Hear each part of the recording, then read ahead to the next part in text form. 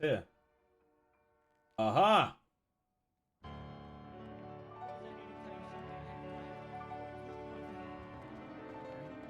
Okay, SpaceX is saying there's no test today. Fuck!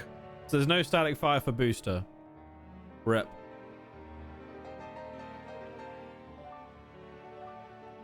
That sucks, Radio jet. Line 2. Hey, firm. Dispatch. One more tempo one day. Okay, there we go. Welcome aboard.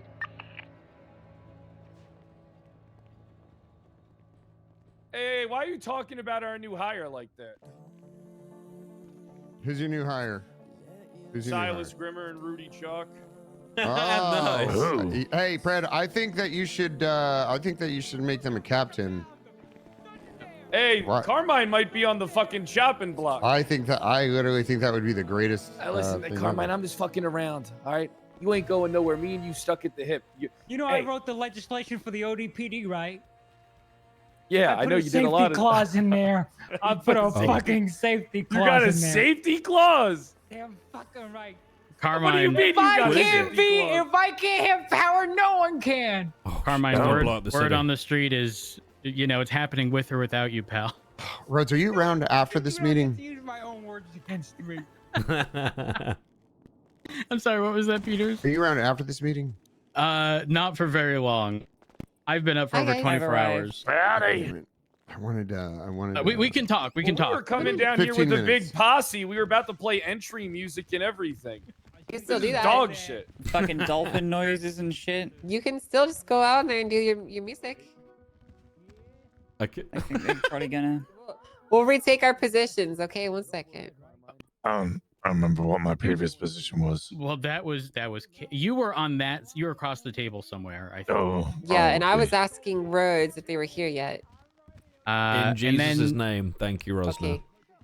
then they walked in. God bless Jesus We're Christ, about not the one to- in Babylon.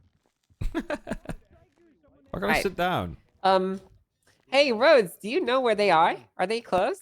Yeah, I think they're What the right fuck outside, is about to happening? walk in soon. Oh, really? TM. Fuck it. Really? Something How like that. convenient. Yeah.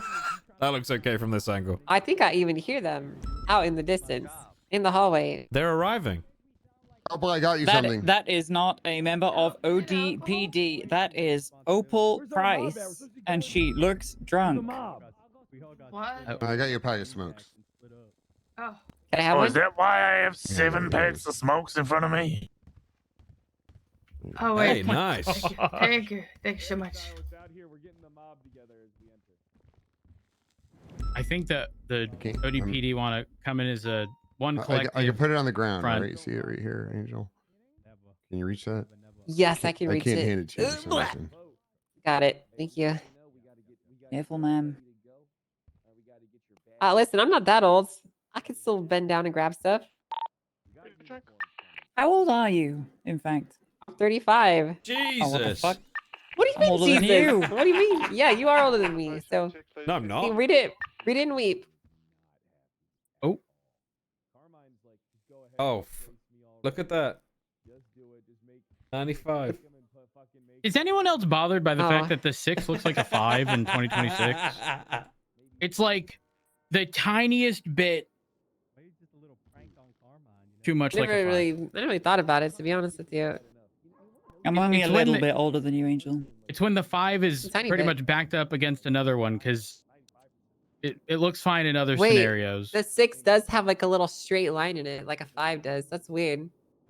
It's like an it's like an unknown or something. Yeah, I hate that you've it bothers pointed me. this out. I'm so Ruster, sorry. when did you get so old?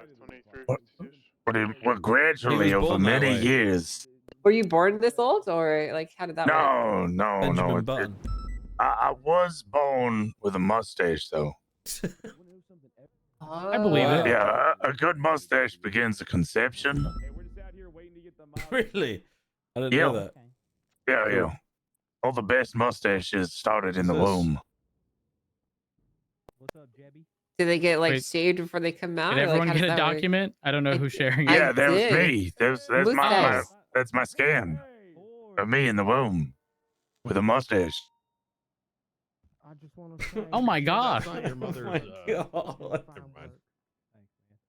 You used to look like the Monopoly guy, man. I was just about to say. What do you mean used to? You don't anymore. You're too old. Oh. Wait, no, don't he have white hair? I think if anything, I look more like him. I think you look way older. It's like he's in his 50s and he's already, you know what I mean? That's the Monopoly guy. He's in his 50s. He's still in his He's prime. in his 50s, considering early retirement, but then ends up working till he's 85 and sucking the life out of a small area of his home country. Oh my God. This just Depressed now. I don't know why I thought about this, but when Carmine, is no longer a police officer, y'all know the old bald man who did like the Six Flags commercials? Oh, yeah. Yeah, I feel like yeah. that's gonna be Carmine. Yeah. That's not the old one though. He looks that like the only ran Monopoly for guy, like kind a of. couple years, no? Wait, really? That's all I'm I pretty remember. The sure. song. Wait, hold on. Am I tripping? Are we Wasn't sure? it only a couple years? You could have. Again, maybe I only I'm saw it a couple confused. years. I thought it was consistently the. Actually, who is that guy? I need to find Some him. random ass old dude. No, it was a mask. It was probably he wasn't really old because he was dancing, moving around all crazy.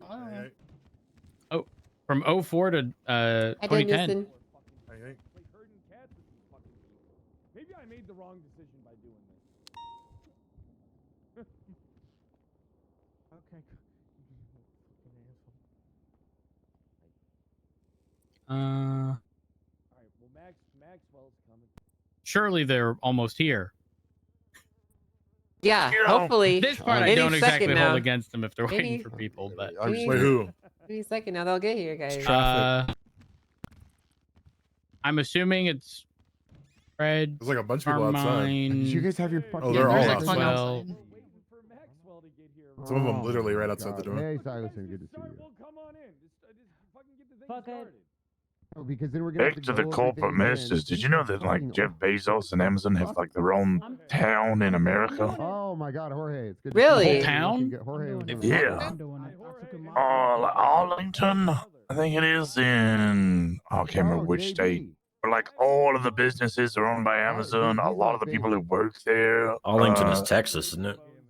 Amazon No. hid the death of a worker for a week recently. Oh Ooh. God. Yeah. That's not good. Oh, should have dropped Drops that a lot. Don't worry, Yeah. guys. They're almost ready. A minute now. Whose ID is that? 62076 to apartments to pick up.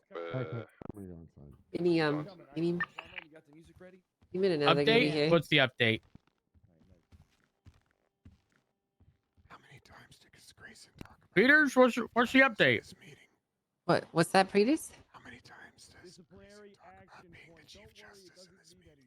anything. Uh, Is he good, coming? good question. I don't know. I don't know. Probably a lot. I tweeted a picture and then I'm gonna guess 3. someone called me gay. What?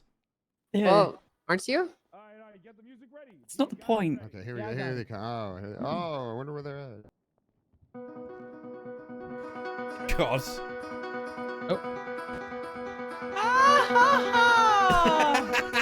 Why don't you just do a griot? If you're Somebody open the coming door in for with Haley. curiosity?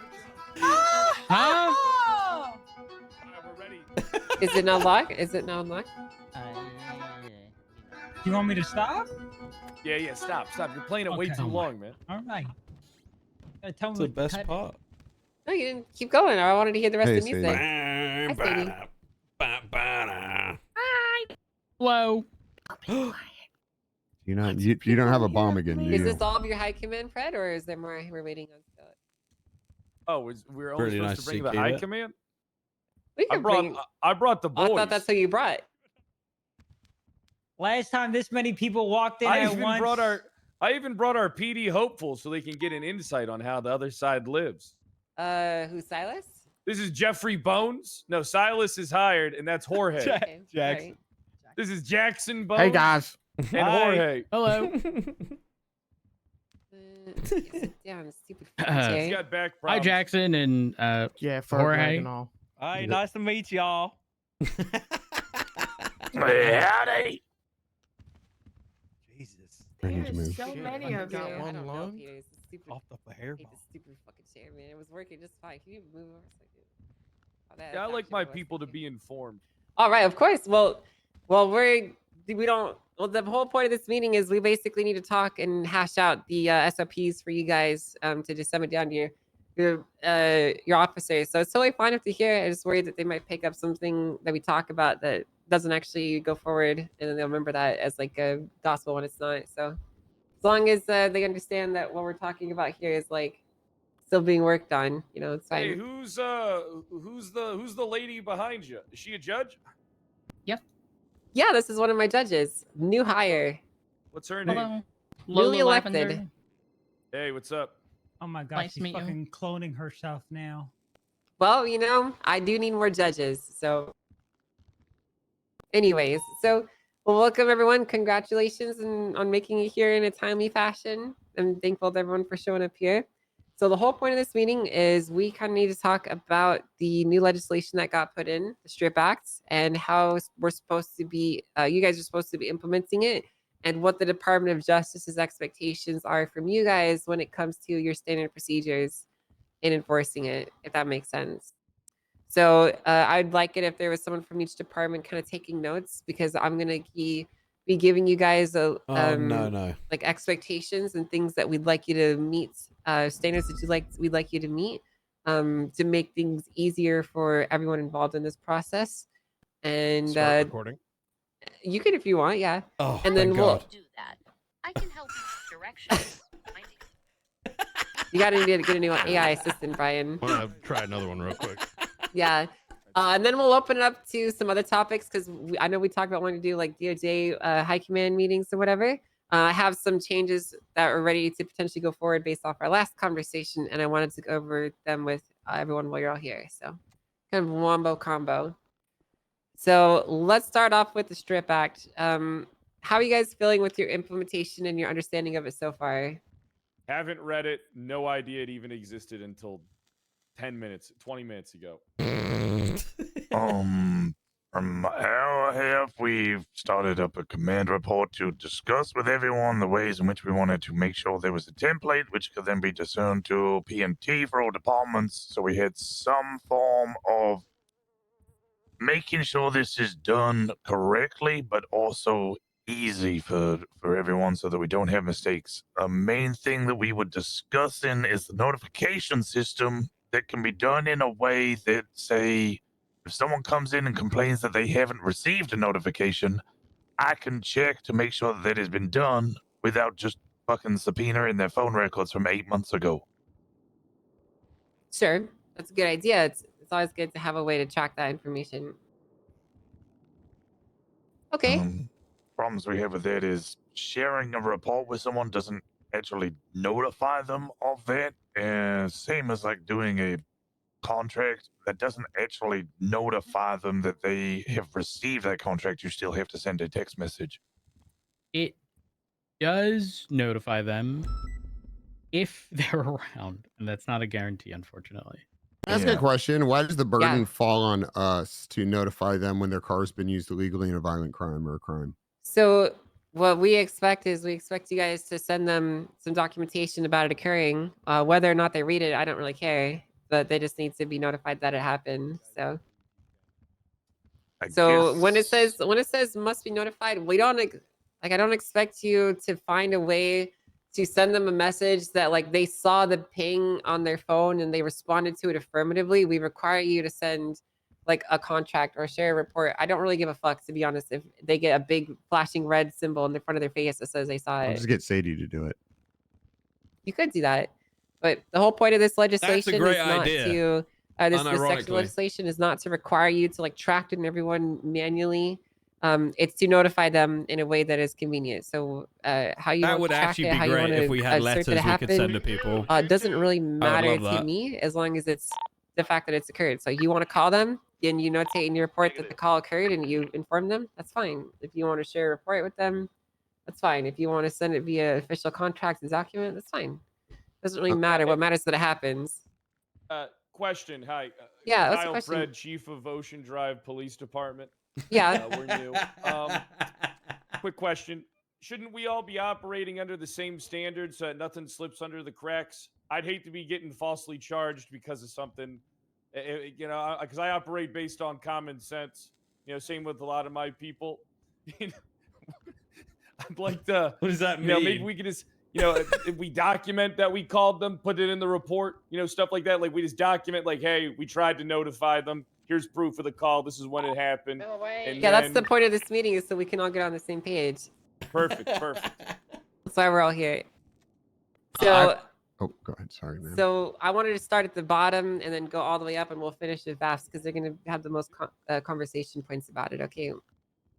So let's start with Article 1. A lot of there's already some potential questions about this one, and I want to kind of go over how this one works.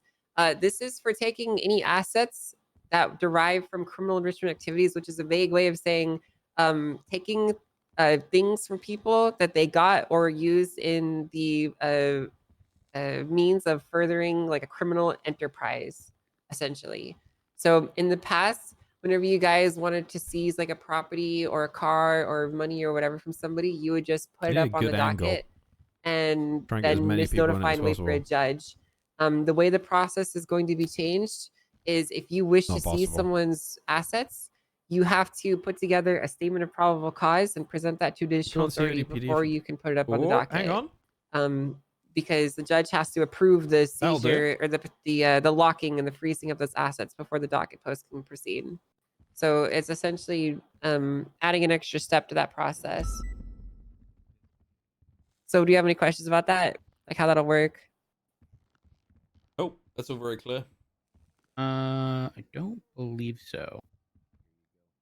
Okay.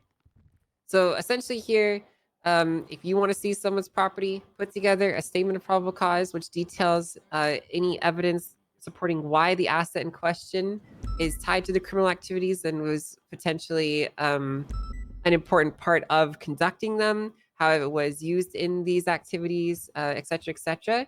And then the reviewing judicial authority will determine if that probable cause is enough to justify freezing it for the preceding docket case. That's essentially the only extra step that's in this one. I actually do have a question. Yes. You know, this happens semi-frequently with, say, subpoenas and search warrants. If we request a judge, say we have a vehicle in our custody, there's no judge available. In terms of freezing the asset, say the lockdown of a vehicle that had a bunch of parts in it, we've informed them that we're likely pushing this or whatever. They strip the vehicle. How is that to be handled? Well, in what way? Gift from the ODPD gift shop. Enjoy If this. in the circumstance you described to me, I probably wouldn't tell them that. Please give me a plushie. I apologize. I just Son of a bitch. I probably wouldn't tell a criminal you ahead go, of a gift from time the my ODPD plan of gift action shop. I'd enjoy that. on something like that if I really cared about them It's removing the one ply, parts so from be it. careful, all right?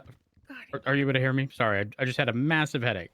Yeah, I can hear you. Okay, Can you hear perfect. me? Here you go. This is So for you. that was more of a just to The ensure that ODPD everything gift was shop. like known. However, people know, say they're on their second strike or whatever, or VAF, they know they were just involved in a violent felony. They are very likely going to push for, you know, removing whatever parts are in it. Is this Yeah. like a document the vehicle and the current parts in it at the time?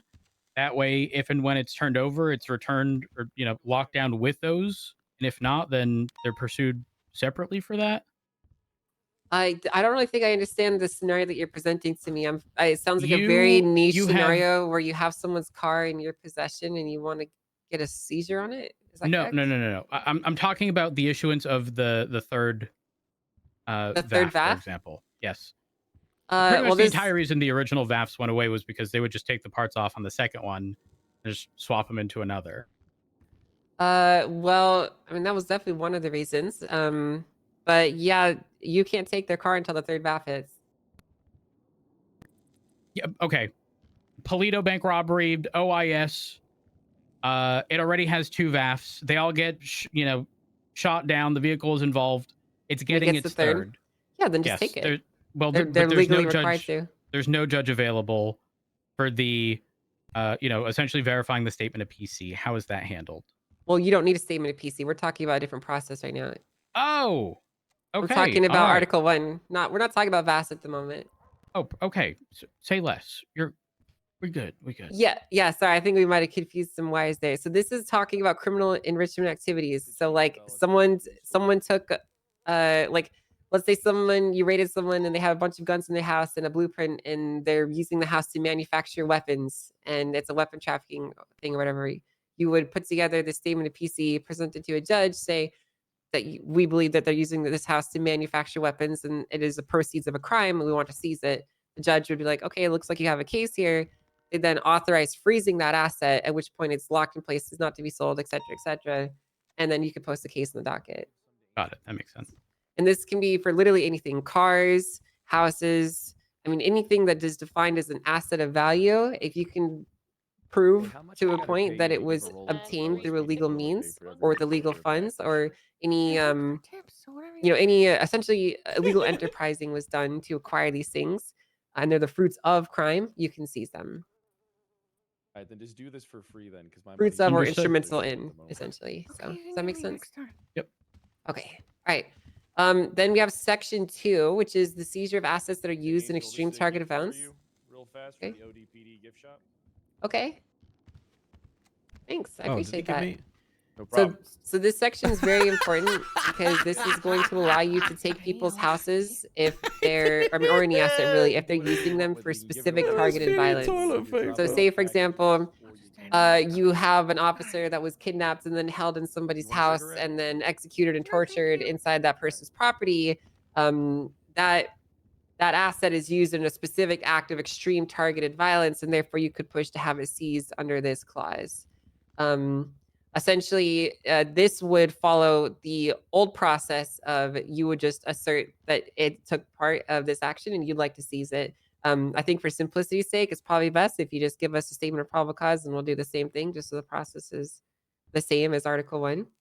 So if you have a house that you would like to seize under this, you essentially would just put together your statement of probable cause, present it to judicial authority, and then we'll approve, we'll essentially approve or deny the freezing of the asset for the pending case. I do have questions about this, but I feel that it Yes. is also an ongoing situation and on the docket already. So I'm not sure how much I can Yeah, I don't. ask. Well, I mean, you can Just choose ask in what a details. hypothetical. Yeah, just ask in hypothetical in any way you want. You want to keep details of your thing separate. The targeted violence, does it have to be specific to things that happen inside the property? It has to. So the property has to be instrumental in the act of it. So like the asset of property. So like Rosner's going for seizure a on the car that properties. somebody used to kidnap He's talking about somebody and Opal's then case, I take bet. them to a transportation, a place to torture them. You could potentially argue that, right? That property that someone was contained within and tortured or murdered in, you could argue again is instrumental to it. Yeah, what's your question, Grayson? Yeah, so my question is this part of the legislation, because of the language used specifically targeted violence, tied to the charges of targeted violence? Or could it be any kind of violence? It has to be something that we deem as excessive or extreme. So it's very much vague on purpose. So if I give you a hypothetical, gang related shootings, Definitely if people does are using not. their own personal properties as maybe leverage to shoot from and things like that. Probably not. We're probably not going to let it fly for that. Right, yeah, just figured I'd ask the question now, right? Before people run Yeah. down the That's good to get that out of the way. Probably not going to fly for gang related. It's more specific. This is essentially the fuck up the serial killers and the murders and the I fucking kidnapped somebody and shot them in my house and I tortured them people. It's not really meant to go after the gang members, you know. In that way, happy. they have their own specific provisions. So she just that was your question, Carmine? Yeah. Oh my god. Damn. Would second degree, like heat of passion crimes? I'm guessing that wouldn't fall under targeted extreme Disregard? targeted, right? Probably Only not. first No. degree. Probably not. But that's something that would be determined in a court case, you know. Okay. A lot of the things that I'm describing to you are essentially the lens through which judicial authorities are perceiving and interpreting the information and how they're going to be guiding their rulings. So we're essentially directing them to ensure that these laws are being applied appropriately, because we're asking a little bit more discretion from them rather than giving them a strict guideline and calculus to follow. Well, with those two articles being the only ones stating specific seizure outside of the theft points or theft strike, what other provisions are there for seizing properties used in mass propagation of other violent crimes? Could you be more specific? Armories supplying multiple individuals with weapons, which could then be used in gang wars, robberies, large-scale criminal activity for groups or small group of individuals. Essentially, a hub of an operating base for individuals to commit crime using the supplies inside. Okay. So you're asking me, is it possible to see someone's property if they were using it as like a hub for crime under these provisions? Yeah, stockpiling, possibly even weapons or drugs trafficking. That'd be Article 1. Article 1, where that would have to prove that the property was actually gained with the money gained from inside, right? Or it was instrumental in the enterprise itself. Okay. So I could definitely see I could see your point here. I don't necessarily think it'll be an issue to still push cases on on that. The reality is this legislation is derived from the Constitution, and the Constitution pretty clearly says that everyone has the right to property unless you're infringing on others' rights. So if you can make a case that the property in question is actively being used to infringe on others' rights, flat milk. I think it'll ultimately fall back to the Constitution, which will allow a seizure of that to move forward. Because that is the most important thing that we have to obey is the Constitution, right? And as long as we are not in violation of that, and I think we're also Angel does a respecting fantastic job with legislation, this. you can't really go wrong. She's really good at explaining what her expectations with it. I like it. Makes sense. But that's a good point. That's something I'm going to write down. I'm going to be doing some minor adjustments to some parts of the VAF section that we had a conversation with at our last contest. And that's some language that I could definitely filter in there too, just to ensure some clarity for all. So I'll note that down for later.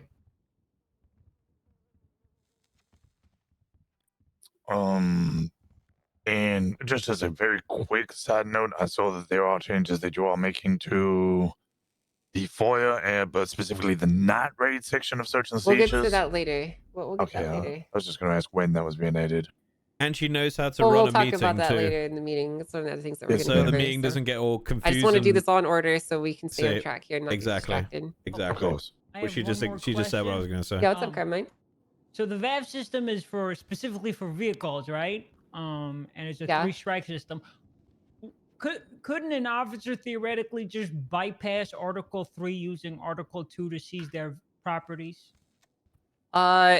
So yes, that's the whole point of them. That's why they're there. They're exceptions. If they're doing things that are like excessive, then you could take their properties in other ways. So hypothetically, let's say you are doing an investigation to Hydra and you found out that they robbed the Maze Bank 20 times and they bought a couple cars with that money. You could seize those cars separate from the VAT provisions. Or again, hypothetically, it was another Hydra one. Let's say Hydra was kidnapping people and torturing them in their house and executing people, and you investigated that and found out, then you could seize to have that property taken again in separation from the VAF section. They're supposed to be exceptions and exemptions and other ways to proceed forward with criminal asset forfeiture. Oh, okay. So the Carmine, can you extreme acts of restate? Sorry? Can you restate the question? Oh yeah, she cleared it up, but Article 2 can be used to bypass Article 3, but severity is the factor here. Like, yeah, pattern of behavior determines the extreme levels of violence used. No.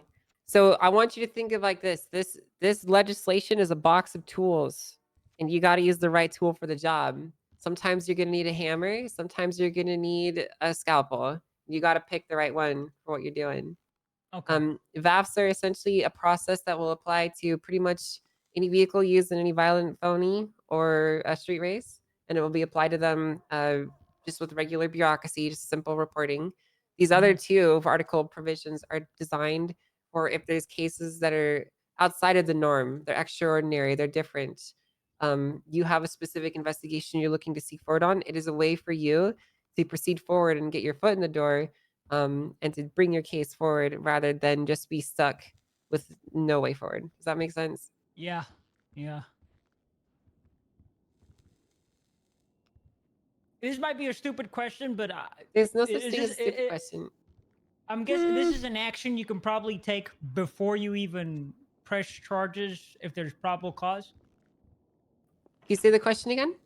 The Article 2 portion, those are actions you can take before charges are even pressed. Yeah, so criminal charges are usually go hand in hand with it. They would usually be simultaneous. There needs to be like criminal elements in the first place for the property to be seized. So to prove that the property was being used in a criminal way, you would also naturally assume and expect that there'd be proof that the person and the individual committed a crime. So Okay. yeah, it's pretty much going to be tied in with an actual criminal case. Okay. All right. But they would typically be separate cases on the docket. You could do them in the same one, though. So it would probably confuse the judge if you did it at the same time. Alternatively, it could be issued as a verdict of a guilty ruling that their property could be seized. There's a lot of ways that it can go. There's not a specific checklist I can give you on that one. Understood.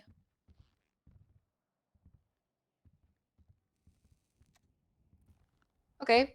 All right. So you guys ready to talk about VAS then? Mm-hmm. All right, let's do it. Okay, so VAFs. So this is supposed to be really simple and easy for you guys to do. I don't want you guys to have any extra paperwork.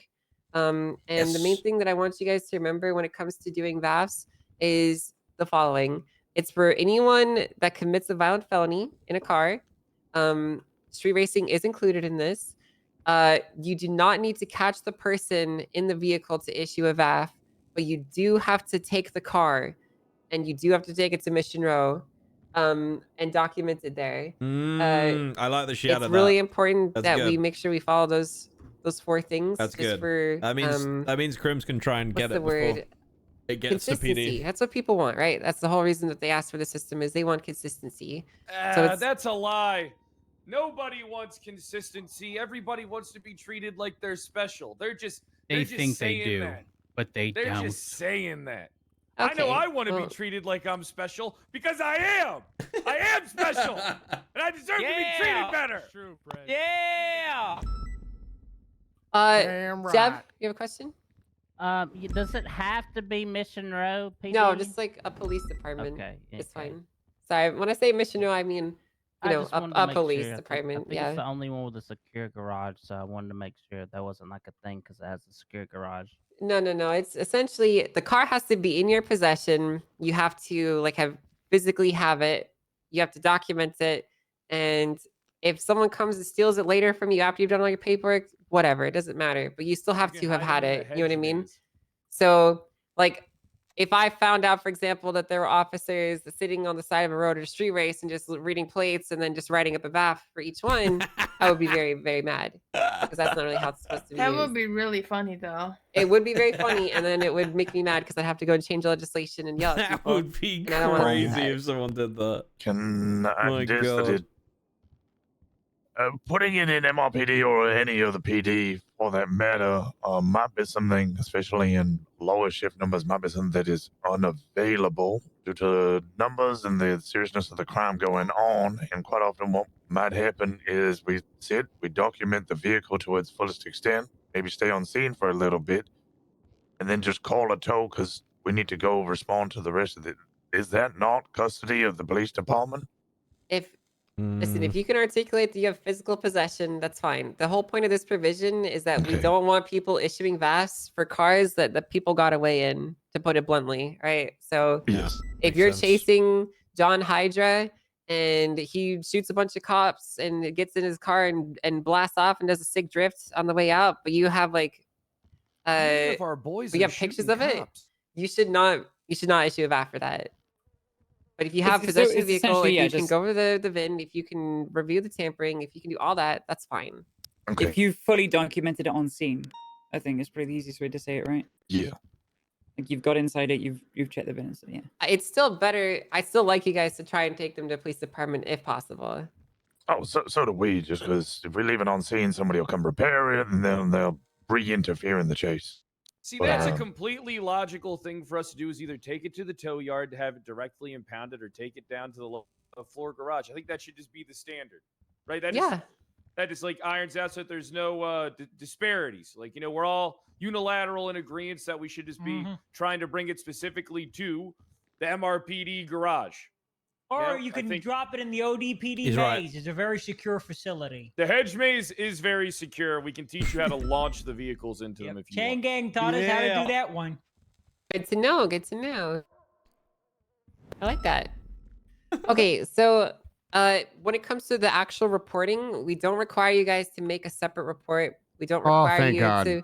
The only thing that you need to do is in the actual incident, make sure that the vehicle is documented. So the picture of the VIN, the tampering status, the license plate, and a picture of the vehicle in your possession. Okay. And then the VAF report itself. I don't remember the specific details of how a VAF report is created, but from my understanding, you create the VAF on the specific profile, and then you just need to refer to the incident information specifically. And then we'd like you to write down what the VAF was for in there. It's really simple. It's supposed to be like an extra 2-minute thing at most. You don't need to write a whole report for each vehicle you VAF. Thank God. So when it comes to actually creating a VAF on someone's vehicle, from my understanding, it's very simply just going in, clicking create VAF, and then Just real quick before you do, guys, there's no confirmation. If you add a VAF, it is there instantly. yeah, don't do this on a random person's thing. You could do it on one of my cars if you want, I guess. If you want to try it out, you could do it on my actually, I don't even have a profile for it. I think I put a VIF on. Yeah, I put a VIF on Speedy's vehicle already. There, I've made one. If you go to the license plate, see Justice, it's a DD. You can pull it up and try it out here. It's very simple. You hit create VAF. We go in here. I don't know specifically what your high command wants out of you, but what we as the DOJ want is we want some really just basic information. We want to know the charges that the car is getting VAF for. We want to know the time, the date, the officer that did it, and then the incident report number that we can refer to. And then we can pretty much gather all the other information that we need by going to the actual report itself. So, okay. Is there any other information that I'm missing that you think we might need, Danielson? No, I think that's it. So just like, let's see. Grab an incident really quick. So incident number, date.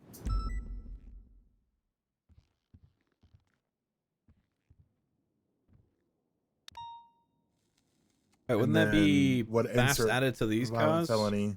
Yeah, there we go. And then that's it? Yeah, pretty much. Okay. And then it's also really important that you guys include in your statements PC about the car specifically. So if you're the person that writing the VAF in your statement itself, it's a good idea to write down, what car you chased. What? You might want to delete that. I didn't realize that as soon as you click create VAF, it goes on. Classic Vale. Well, we said that. Yeah, but I didn't know it meant like I thought you'd still have to like Classic hit Vale, save on it. No, I literally created it immediately the second you hit create VAF. So fuck. It's okay. I can just. It's can okay. just Don't worry delete about them? it. No, I Panic! can't delete them, but I can reach out to the IT guy Panic! and have him delete it. So Everybody! We can revoke it though. And it goes away. yeah, we can revoke it. That's fine. No big deal. It doesn't matter. What's Just the button? The create VAF button. But if you hit it, it instantly does it. You're gonna don't put do 3 it. vests on her car. It's okay. I did it. Yeah. I Oh, did but that. on her, We'll get them on revoked. on the Sea Justice car, under it's VAF 1808. Hey, here you go. A gift from the ODPD. I just put basically the template in there, just incident number, the date, gang related shooting, or And the whatever officer that did charges. it. Oh yeah, and then Is there any questions about that? Do helicopters and planes, I guess, fall under their same stipulations for strip? Yeah, they do. Okay. Can I be honest about something when it comes to helicopters and planes? They are so much harder to get into custody. Yeah, it's Yeah. impossible. I'm aware. And I'm going to be honest. I think the system should be a little bit more extreme for people who are utilizing aircraft in violent crime. I'm just going to say that's just my opinion. I understand that the system's in place, but is What it do just you in place for well, I don't have a problem with that, but what do you propose we do instead as provisions for them? I mean, if I was to recommend anything, right, as someone who, I was a bit of an aviator. I had a jetpack for a A long bit time. is putting it mildly, friend. Yep, I was an aviator. What I think is, if someone is actively utilizing helicopters against us and we're able to actually get the helicopter into our custody, I honestly believe we should be fucking scrapping those things immediately. Okay. Well, or at least taking their pilot's license. And then if they do it again, scrap it or something. But we gotta like figure something out here. Is it still happening a lot where aircraft is utilized in crime? I don't know. I've been out on the shootings street recently. Yeah, I'm gonna especially be like honest. piracy as well. I think there's a separate way to tackle that for probably another We could- discussion. Which, Yeah. I think maybe someone who doesn't have a pilot's license shouldn't have a helicopter. I agree Is with there that. I agree with that too. what's the that's not reason? unreasonable. What's the reason that we need to have a vehicle in custody in order to VAF it? Is it so to check that it hasn't got So a fake that you plate? can't drive by VAF people. That's why. Yeah. To put it mildly, like So it's just to slow us down, basically. no, it's not to slow you down. It's to ensure that all your dots are being checked Sure. and everything is. How can we prove the vehicle isn't stolen if we just said at the start of a street race taking photos of people's plates? Yeah, like essentially, like I'm gonna put it bluntly here. I want to make sure that you guys are doing the job thoroughly and you're not just doing it to go out and drive by, throw out punishments to people. It's not a slight against any of you specifically, but we all know that there's shitload cops that will go do shitload things. And so we just have a couple provisions in here that are time gates that a shitload won't go through, TBH. So just to Great. put it bluntly, you know. Thank you, bluntly. I have a question, and this may have already Mhm. been answered. I apologize. I am cooked. If we did document everything on scene, if there is tow available, are we to get the formality out of the way, bring it to Mission Row, taking photos there, then having it towed, or could That's we up get to it? you. That's up to you and your capabilities and what you can handle. So I have some if we hiring have- stuff I have to take care of. if- Can someone get the door? If we have PD tow available, and they arrive on scene to a situation in which a vehicle would get a VAF, we document the vehicle on scene, and then we document the vehicle at the tow lot. We'll send an officer with them. Would that be sufficient? the puppet. I Or- think that's up to you guys. Like I said, what matters is you physically have it in your possession. I would prefer for it to be at a police department or at a location It's that you have harder to control over. contest. Yeah. Because it's just, I think it's better and safer for you guys for it to be done and documented in that way, to do the I agree. documentation in a controlled environment. I understand though that there's some shifts where they just don't have that capability. And so I'm not going to kneecap people just because they don't have that capability, but it's preferred if you take it to a secure location. Simply put, we could make it our SOP to take it to MRPD and acknowledge that not every situation is standard. Yeah, correct. Yep, 100%. I have a question about helis and aircraft. If that's okay. Yeah. With regards to what Pred was saying about getting it in custody, he's obviously absolutely right. It is difficult. Is there? Very much so, yeah. Are we able to take the tail number from air traffic control and confirm sightings of that with pictures from officers on scene to do it? Or is that still something where you would require us to get it in custody? I think it's probably better for us to just not worry about aircraft and let's make some new laws that target them specifically. Cool. That sounds Because good. aircraft are kind of like a whole other breed from vehicles. Like they're included in the VAFs because they're a vehicle, but the reality is the aircraft are much more and should be much more tightly controlled. We just don't have any laws that back that up. But I do think that we should revisit that topic and create some. Nice. Okay. I can get with you about that, King. We can. So for do that. now, VAFs will Yeah. apply as normal to them, but that's not how we like it to stay. Just for sake of clarity, the custody bit doesn't necessitate that it's custody after the third incident either, right? In other words, like someone goes and, does some wild shit, right? We recognize it's a third VAF. We recognize we have the probable cause. We still have the option to, go to claim custody wherever that vehicle is residing. I presume. So are you talking about like the actual seizure part? Yeah, so like, okay, so let's say, third VAF incident occurs. I don't know, like let's say we've got 2 solid VAFs already. Yeah. Someone uses a vehicle, comes back to a name. We have got their plate. They go and mow down a bunch of cops. They get away. In theory, we could still raid for that vehicle and bring it into our custody, I assume.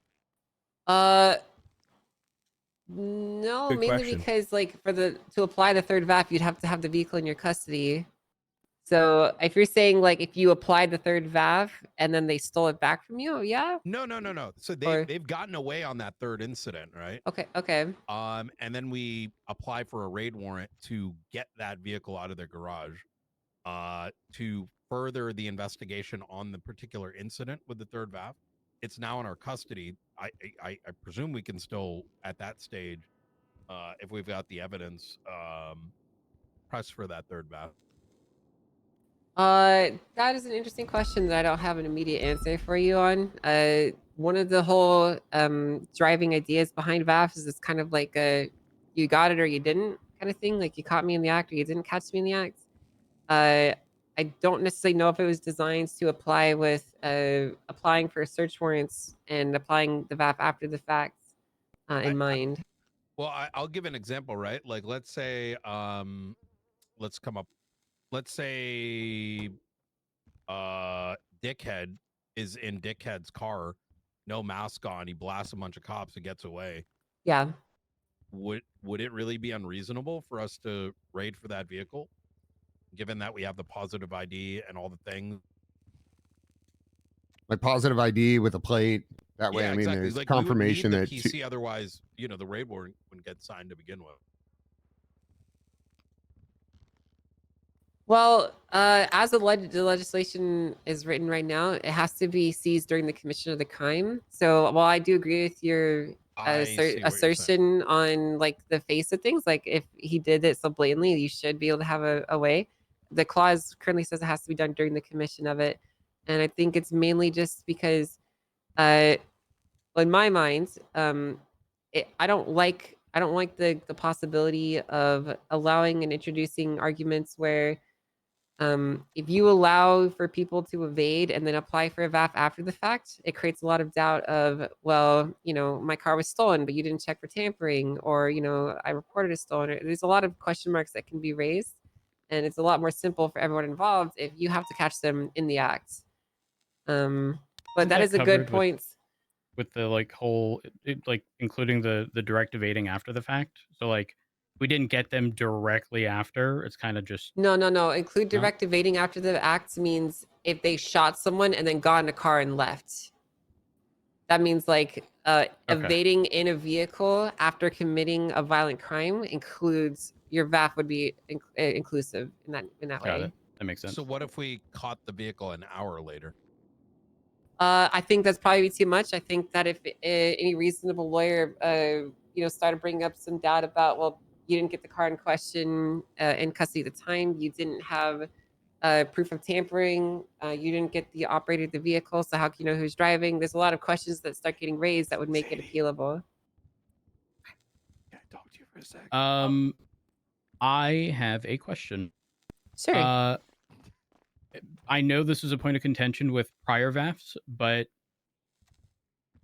like interference vehicles or SWAT vehicles involving the same individuals from violent felonies. Yeah, that is included in including direct evasion after the crime. Okay. That's what that provision is for.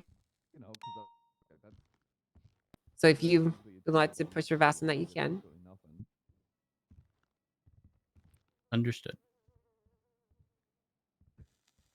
Okay, so there's some notes that I've taken here about provisions that might be good to expand on. There's a good points that you brought up, Brian, about like saying you have a documentation of someone blatantly committing crime in their vehicle and not they escape. I'm And I'm going mostly to. less interested in like the smaller shit, but like rather the People will be bigger going stuff hard to that, get their not cars covered in out. Section That's 1 okay. and 2, where we're seeking a Nothing vehicle wrong that with goes that. beyond like between us, like I'm not.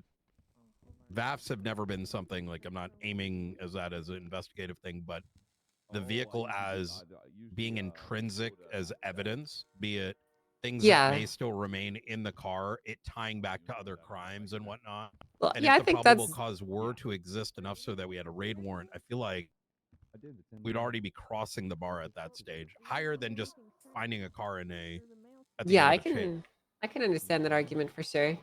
Well, I can say certainly that if you have the PC to raid a vehicle to look for evidence of it, obviously nothing changes on that front, and things would proceed as normal to allow you to do that.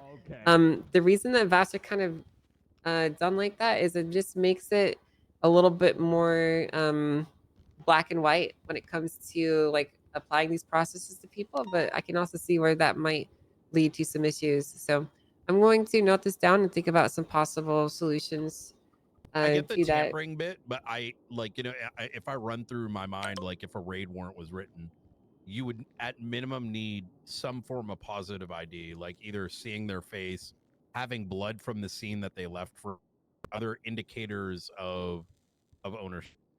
Yeah, like if you could firmly prove that the owner of the vehicle was operating that vehicle, why shouldn't you be able to apply a VAF after the fact if you can prove it? Right? Is that what you're saying? Exactly. Yeah.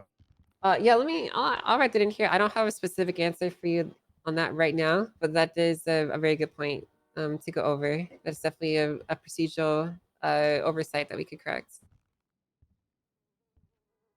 I do want to add some extra processes anyway into this section, so I'll present them at the next DOJ meeting. I'll write this down. Okay, so do you guys have any other questions about VAFs? I think I'm done on that. Okay. Well, let's talk about the next one then. We had a previous meeting where we went over Oh, the sorry. FOIA. Did we get to a conclusion on standardized means of documenting the notification? Did we get to a Well, conclusion? That's perfect. That's kind of up to what you guys want to do. As far as the DOJ, our expectations are, if you are documenting your communication, your notification process, that's all that really matters to us. So if you choose to do it via contract, that is Should that be- acceptable. So is everybody okay with that being in the original incident report, documented in evidence from the officer who's providing notification? Yeah. That makes sense, everyone? 1000%. I think, yeah, I you remember we guys should used 1000% do that. We used to put a note in the vehicle, like where you would put the VAF. In the VAF like body, you would put like talk to in person or send notification via text. I remember that used to be a thing. Yeah, that sounds like an internal command plus thing that we can discuss and finalize after the fact, after this meeting. I think I like that suggestion that Maeve did about what you guys used to do, just putting Mhm. in like your communication method in the VAF notification, because that's where any judge is going to look first when someone brings up their VAF. Like if someone wants to appeal it, they say it's bullshit. That's the first place they're going to look to get information about it. So If you change the license, so I'm taking a look at vehicles tab, and there's a Mhm. Seminole here, a bike. 8P6C8820. If What are you guys doing for someone- dinner, chat? we Give me can- some we healthy can ideas, utilize this please. space, Healthy, I no presume, right? takeaways. We Which pull space? someone over. I've got a bunch of So food in the if we hit the fridge. vehicles tab All and we is see, possible. As an example, at the top of the list, there's a BMX bike. Yeah. 8P6C8820. This entire section, we can type. We can. It's a we haven't profile, really utilized essentially. this, Yeah, right? yeah, it's a vehicle profile. We So should this, probably start utilizing this a little bit more, both internal and external. yeah, Like, Damn well, barbecue. Didn't Oh my we? god. Wait, you're talking about in the vehicle jealous. pages? Beef. What's Yeah. what's a beef tip? Previously, we Type it did. like Did a we profile. not? Yes, we did. Yeah. So previously we White used rice? that. That's what we were That's using. bad for you there. Internally, that makes a lot of sense. But if somebody's firing information, if it's in the original incident report, then the defense will actually get evidence that you have provided notification, right? 100%. This would be like in addition to. So, Okay. Say for example, like I agree it should be the incident. Chicken but and realistically, salad. That's what I was people are thinking of gonna doing come to too. us I and be got like, some "Wah, wah, rocket. wah," something. I've got and some it's more being jerk able chicken. I did to have that yesterday, but open up their like license plate. it was nice. And I having got the some notes, like, coleslaw too. on there. We're not Healthy internally coleslaw. having to like dig to get the Not the horrible information kind. for the system. But I rather, mean, you know, could. we look in here and it's got like we've put the incidents where we've put the stuff. Yeah, if you want to So-and-so manage, has been driving this. if you want to do internal stuff in here, that's fine. Just keep in mind when people FOIA stuff, we'll probably give it to them if it's in here. So, Understood. like, if they asked, we probably would. I don't think we could export that. That is an issue. So what I was going to suggest Well, is. They wouldn't. The FOIA wouldn't work like that. We would probably just take a picture of it and just give them Okay. that. Okay, so. that works. So with that line of reasoning, if can you speak up, please? with that, can you hear me now? I guess not. Can you hear me? Yeah, That's thank better. you. No, okay. Wait, can you hear me now? Yes. Yeah. We can hear you, All Brian. right. If someone goes and gets a license plate, does this record maintain? So Yes. you're not allowed to. No, it doesn't. So you're not allowed to Wow. swap. Oh, that you're- changed. You're not Okay. allowed to swap your license plate once you have a VAF, because when you do, it creates a new vehicle profile. So it's like a tail. It's like a snake shedding its skin. You know what I mean? Like if we change its license plate, you basically have a brand new identity for that car. Understood. So we as the DOJ do not allow license plate changes to occur once you have a VAF on that vehicle. If you wish to get a VAF, if you wish to get your license plate changed, you have to have the VAFs expunged. That's good. One more thing I wanted to go over, you guys, on VAFs is the actual seizure process. Once they get to 3 VAFs, you guys are legally allowed to just take the car from them. I understand that the vehicle transfer part is kind of a contentious because obviously no criminal wants to like voluntarily transfer it to you. But essentially, once a vehicle receives its 3rd VAF and it's in your custody, they should transfer it to you when they're in your custody. Like literally just sell it to you on their phone. If they're not going to do that, then we can take it from them as the DOJ. And we can also, again, if they still refuse and like they're super invasive about the process, there's ways for us to have the state transfer registration and raid and recover these vehicles. Yeah, what's your question, Carmine Grayson? Mine's quick. So does that mean reverse boosts are on the menu and we don't need no like DOJ approval? Well, you'll need approval to just like hey, we're doing it. That's gonna be But fun. like, we don't need to like it'd be good to let a judge know so they can Well, get we the don't car. have Because you to. gotta give the car to a judge. So Okay, actually, this does now relate to Rhodes' point, but not on the 2nd to 3rd VAF, but on one sec, I haven't finished answering his question. Sorry. You have to be ordered by us to do that, essentially, Carmine. So Okay. if it has to come from us, we have to give you the order to go grab it. You don't need a warrant, but it has to come from us. A judge does like a PC check on the 3 VAFs to verify that they're valid. Basically, yeah. Okay, makes sense. So just let a judge know, and we'll take it. Yeah, what's up, Grayson? Just procedurally, is that going to work the same way as somebody who's in custody refusing to give DNA when we've got a reason to get it? Just reach out to Basically, a yeah. judge, wait until we get it. Okay, cool. Yeah, 100%. Cool. Yeah. But we're not gonna let you hold them though. Like I'm not gonna have you put someone in a 24-hour hold to like get their car taken from them. I just think that it's so easy to do it because we could just have a judge wake up, walk up to the car, and just take it. So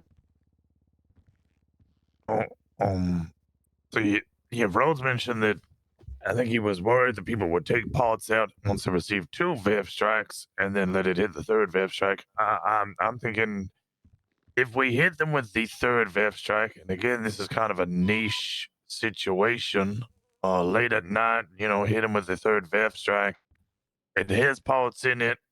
Maybe Storm rolls over, it's then back in the garage or the possession of the person who's got the car, and we can't get a judge around to take it, and they just strip all the cars of the parts that are in it. What would you like us to do in order to avoid that scenario? just lock it down. They're legally required to give it Lock to it you. down? Okay. They're legally required to give it to you. So, like, if you're worried about someone, I'm gonna be honest. If you're worried about someone using the storm to skirt around your seizure, like, I mean, I don't know, there's maybe bigger problems that will play there. But just lock the car down. Fuck them.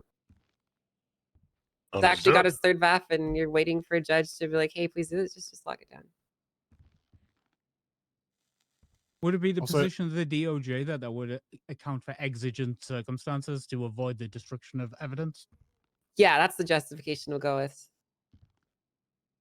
Also, I will say that might not happen as much as it used to because they can get their VAFs expunged, so they might think they can get away with it, and then they got to go do something with their friends, and then they get caught, and the car gets taken. So you might catch them with their pants down more often than not than it used to be. Yeah, it's possible. But my stance is essentially if people try to fucking skirt the edge cases around it, fuck them. I don't really give a shit. Who cares? Just fucking lock it down and take their car. We'll take their car. Say less. Another hour until B19. Okay, Really? sorry enough about VAS. I thought they think were that's standing pretty much down for the everything day. I wanted to go over. If you guys ever have any questions, you can always give me a call. And any of my judges and justices, they're happy to answer any questions. If you don't know the answer, though, we'll get it back to you as soon as possible. Let's talk about FOIAs and then night raid stuff because that is something we went over the last time. Rosner sent me a list of changes he'd like to see with the FOIA stuff, and I went through them and I made a couple changes. I wasn't okay with every single requested change, but I was okay with the bulk of it. And there's some questions that Oh, you guys New Glenn might was have, scrubbed you might until want to talk tomorrow, about. really? So let's I know go that over wet them. dress rehearsal went well. So who wants to start on this topic? It's odd that they did a wet Oh, dress we have the rehearsal report and then the number for that static again, fire, though. just Isn't for that weird? everybody?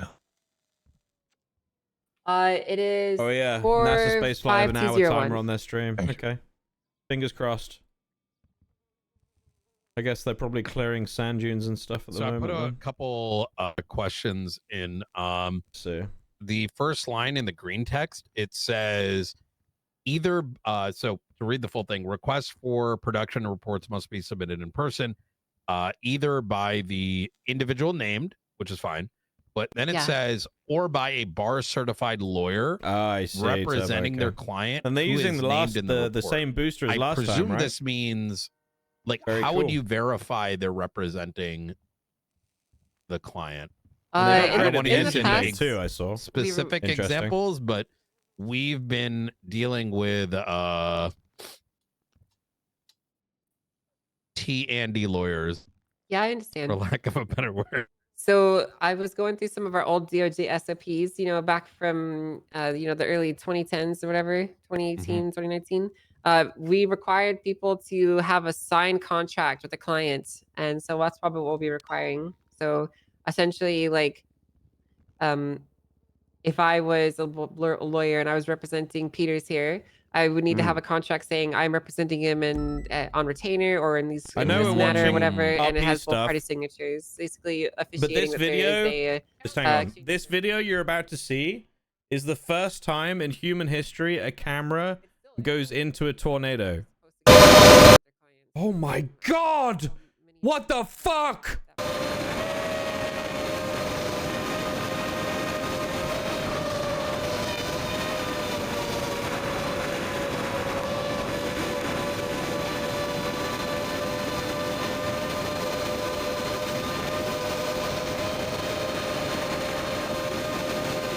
Jesus. We are going in. We are in. We are in. What? It's a 360 camera. Why is this on it? That is really cool. Holy shit. Just text message being Sorry, up, I had to see or- that. That was There fucking needs cool. to. I mean, I don't know about text messages. In the past I'd be okay with it, but now considering you can fabricate text between people if you hypothetically stole their phone or whatever, I feel like it's best to just have a contract. Chief Justice, Yeah. I must speak on this. Sure. Nino Chavez will be rolling in his grave. Adding more roadblocks for people to have access to information they have a right to have access to if it has an effect on public safety is not right. Nino Chavez did not fight for this. Well, wouldn't you not say that, like, if I FOIA'd the last time you got arrested, isn't that not an invasion of your privacy? Like, I have no lawful reason to obtain your records. Public safety. Well, What if my neighbor's a psychopath? Well, we're trying to balance two things here, Carmen, because I think that both sides have valid points here. There's essentially people that want to just go around digging through other people's tea in the police reports, and there's arguments that it's public information. They should have a right to it, right? There's other people that argue, well, there's like private phone numbers of mine that are in there. I don't want people to be seeing all that stuff, you know? So I understand, but it's very difficult to balance specifically people's rights to privacy while also acknowledging that, you know, the police are a public department and serve public safety, and the public has an interest in vetting their work, you know? You know, forgive Carmine. He's just lashing out because Pred No, I'm found not. his number one again because No, I'm not. Silas It has and nothing to Chalk do are with around Silas. now. It has nothing to do with Silas And at now all. Carmine is just chopped liver again, just It's like not when he was in personal. KDA. Will we please Are be you professional are you here? threatened by Silas, Carmine? I'm not threatened by Silas. Let's pivot back to the topic Can at I- hand. We're Can I- recording Silas right now. Can I read my text Yeah, wait, messages from? can I- Pred did sneak off with Silas. Can Oh I read my God. text messages from Carmine? And in No, this you do room? not have. You cannot. Do not reveal. That's private, confidential. I told you that in confidence, Peters. Do not Okay, air okay. my laundry. Okay. What's up, Grayson? You mess Okay, with so it says individuals named, right? And I think everybody in this room will be aware that there are times when even the victim isn't properly named in a report, but will be referred to or inferred. Yeah. Will they have no access to these reports because they're not named directly? They should have access to it if it's involving them. It just can't- because it says named, right? If they're not specifically tagged in it, I'm just worried that those people who actually involved in the incident will lose access because of the wording, right? That's the only. So are you concerned that like PD might potentially like take a victim statement from myself? Like I'm just gonna use myself as an example. Let's say they took a victim statement from me, but they never said Brittany Angel. They just said unnamed victim, or unnamed Or they don't even witness, take a statement, right? Like I get kidnapped for a cash exchange or something. I get dragged down there's references to a hostage in the report. I go to PD. I try to FOIA the report so I can file a civil suit, but I'm not actually referenced there, so they don't give me the report. Even though I can say, hey, I was the victim here, and maybe I can grab a cop who will point me out and say, yeah, he was the hostage, even though I'm not named in the True. report. I'm a little. I've That's seen a it valid happen concern. a lot, right? That is a valid concern. Well, let me ask the greater room then, because some of these changes were requested by Rosner and some of the other departments. What do you guys think we could do to satisfy and prevent you guys from being overrun with people intentionally like DDoSing you with FOIA requests, essentially, as it's been put, but also still allow people rights to their information? What could we do on this clause? Can I provide a solution? Sure. Instead of individual named, individual involved in the report? What do you guys think about that? I agree in principle. I think the problem is this is going to end up being a how do we define involved? Is another member of that same gang involved because it concerns their group? I personally would think that that's kind of a stretch, but I'm sure somebody would try and make an argument to it in a case of court of law. I mean, I feel like something like that would go against like the spirit of what is being written there, in the sense of if someone is involved, we don't mean like, oh, like my sister can get this because she's related to me. It's Why like, not no, named I'm or involved in referenced? the That's a good idea. Named or referenced? Named or reference? Well, I think that doesn't address his concern because he's basically asserting like, what if they're not referencing or naming the individual in the report? Is there, Grayson? Are you using an example like, let's say, there's a jewelry store, but that victim's name or whatever wasn't in? Yes, exactly. Well, so then how would we? I need I'm not Grok to saying make this an is a bad image idea, of but rather, like, Carmine logistically, how would you looking for Pred, but Pred's with Silas. as, let's say that person came to Make Mission Row PD and they're image. like, How do you "Hey, verify? I need the report." Yeah, how do you verify that? Reach out to an officer on scene and ask if they were there. Right, like if the report involves 10 officers or 5 or however many responded, and someone just has to reach out and say, oh, okay, hey Brian, Alright, you this responded might to this work. jewelry store. Who was the hostage? We've got somebody here claiming to be the hostage, but they're not named. Personally, I Is think Silas Trav? No. victims should be named in the Played by report. That Suits. every They time we should- go to 100%, I yeah, agree. 100%. So if people are not named in the report, that not only becomes problem with the FOIA, becomes an internal issue that results in punishment because people aren't doing their fucking job essentially, or they need to have their report and the victim statement in so it can be FOIA. I don't disagree. My issue is that, look, I'll speak frankly.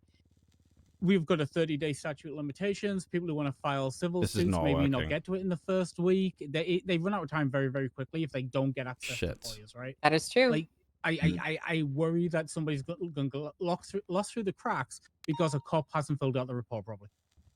Yeah, that's why I pushed back on your time provisions, Rosner's, because if we had unlimited statute of limitations, a week would be maybe okay, but we don't. We have 30 days. So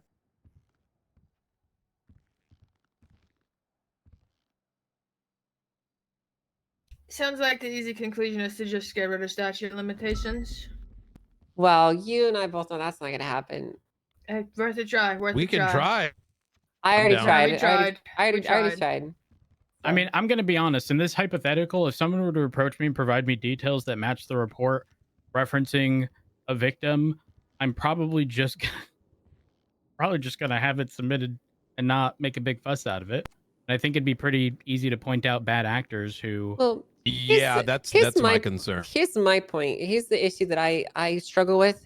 I really do trust a lot of you guys to do the right thing, but the problem is that it's not just you that's doing this. It's literally any random officer, and there are bad actors that are out there in the police department. And no one wants to say it, but I will just say it. It's true. There are people in the police department that are employed that don't have good faith intentions, and they would do things to intentionally screw people over. So we can't necessarily design a system to run wholly on good faith. People will take I'm not advantage going to of go it. into that, but I don't think the you- opposite problem, though. I don't think you should take it overly seriously. What I'm concerned with is, like, I think Grace has a very valid point, but Would be my advice. thinking about how this plays out, like in practicality, is someone comes down and says, "Hey, I was in that jewelry store, and 9 out of 10 times, I bet if you ask the people on scene, they're gonna be like, which one? What bank truck? I don't know." Yeah, that's true. And then it's like a conundrum. And I wonder if, to resolve that particular thing, the defense attorney. So, for example, I do strongly believe, and I do think I wouldn't be opposed with the FOIA legislation recognizing this, is that if somebody comes to a law enforcement agency, This is the and image says, I've just made. "Hey, this thing happened," there isn't always going to be a report. What do you guys but think? It should be required of law enforcement to intake that. So, for example, someone comes and says, "Hey, I was in a jewelry store around like 2 I think it p.m., looks 3 pretty p.m. good. Eastern, and I was taken hostage. I need the FOIA." If they are I'm gonna- unable to I'm find gonna make it it, put a they caption need to, underneath. at minimum, create a report so that the defense attorney can bring that to court to then furnish the respective reports associated with it. I feel like that both solves the problem for the citizen, but also the alternate problem, which is looking for something that may not exist or cannot be truly verified outside of a courtroom.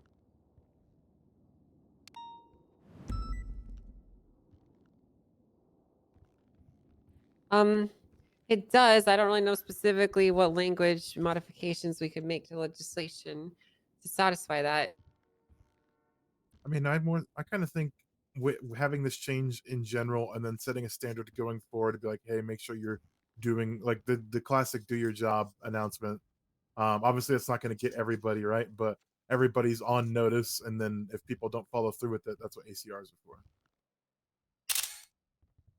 Like there's Yeah, some but redress for these let's things be not honest. Most happening. people are not getting ACR'd because they didn't do their reports right. I mean, if somebody needs the report and like they're not, like if someone got like if I got taken hostage and no one made a report about it, I'm absolutely ACRing you. Well, I'll be honest. There'd be a lot of situations like Brian said. We might respond to 10 jewelry stores in a fucking 10-hour period, and we arrive on scene, or maybe we arrive at quite not. I'd say late, but there's a smash and grab. They let you run in, grab the stuff, and they're out. So we have no time to take pictures.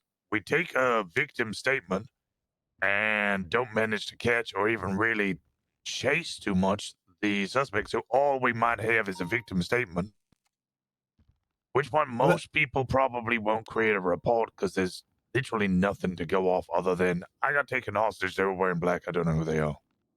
But that's part of the process, right? I mean, that's why I would want the record so that if there's a way to find out who did it, or if they admit it to me later on, like, oh yeah, it was me. Like, there's a way for me to have proof that this happened. I mean, it's like what Brian said a little earlier, where there's the intake. Like, if there's no report made, someone makes a report saying, hey, there was no report for this, but they came in on this date to request the FOIA for this. FOIA or even the incident, right? Like we had a situation like, I don't know, like 8 months ago where there was exigency used on a property. And someone had come in and said, hey, I want information about that situation. And while it didn't exist, it didn't mean that one could not be created to give that individual all the information they needed. I mean, can it just, instead of individual named, just an individual directly involved, and then if we somehow deny someone who is a victim, their recourse is appealing the denial. And if I'm being frank, I don't really know how Basically, many people... what I'm saying, Smarty, is don't get baited by the... I saw that Reddit post. Don't get baited by shit like that. Penta, I don't think... There's absolutely no way that Penta was unhappy with... there's no way. I don't believe it. It's just like... like, so... he's just chatting shit. It doesn't matter. Like, he's, hypothetical concern is, there's some, state level situation or some kind of like, massive raid that's taken place.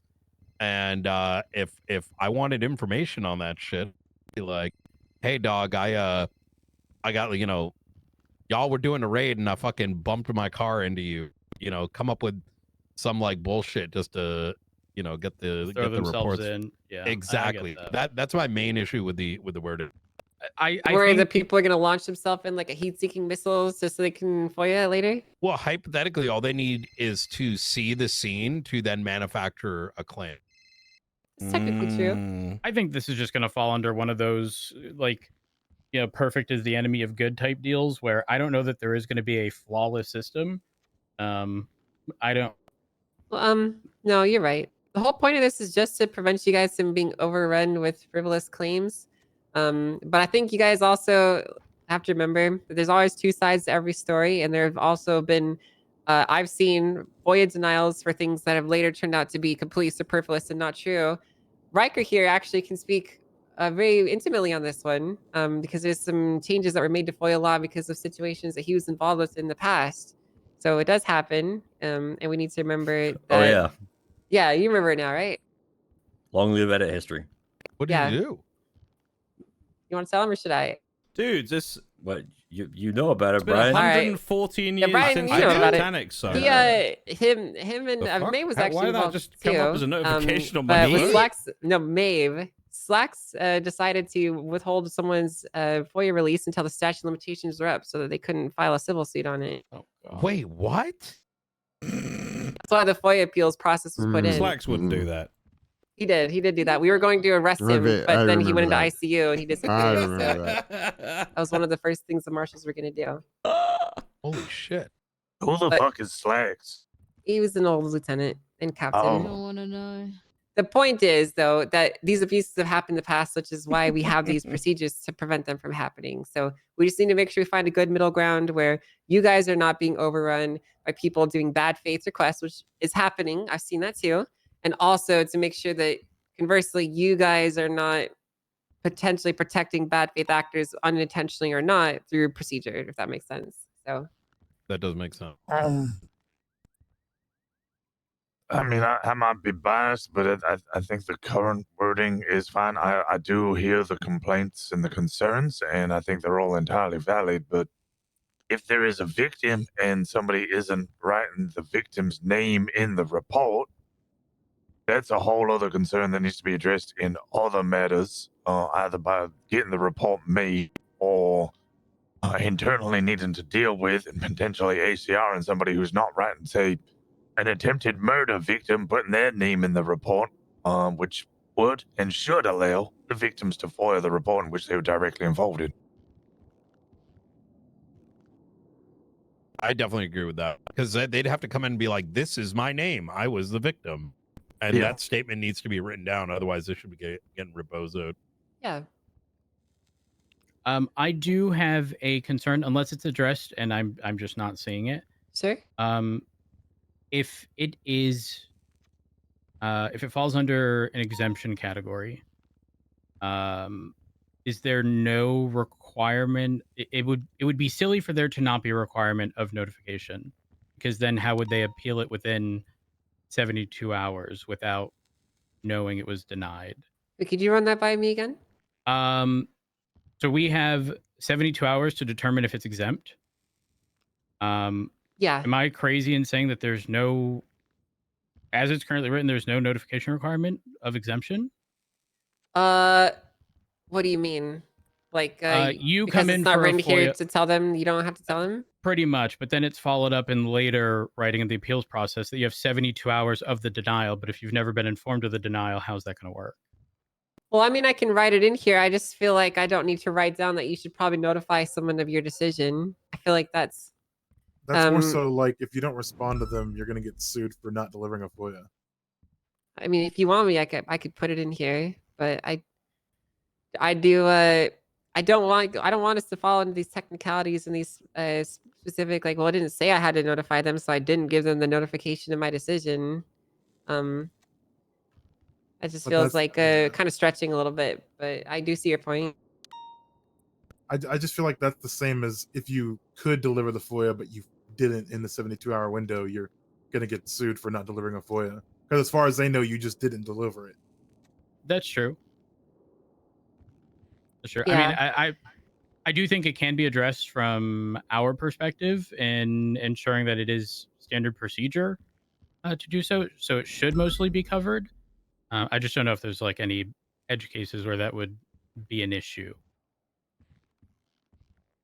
I'll tell you what, to satisfy this concern, I'll just put in a little line here that says you got to tell them your decision.